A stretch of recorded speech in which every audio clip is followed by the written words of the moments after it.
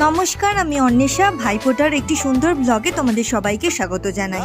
ভাইফোঁটার দিন খুব সকাল সকাল উঠে মিষ্টি কিনে চলে গেছিলাম ইছাপুরে।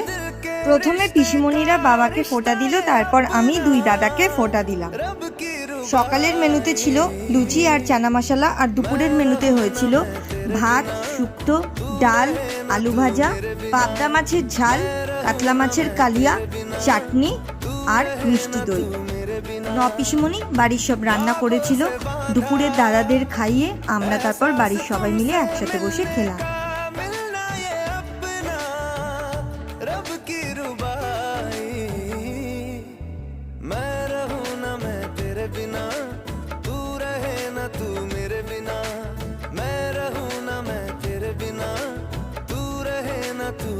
আর আমার ভিডিও ভালো লাগলে অবশ্যই লাইক, কমেন্ট, শেয়ার এবং সাবস্ক্রাইব করে দিও। ধন্যবাদ।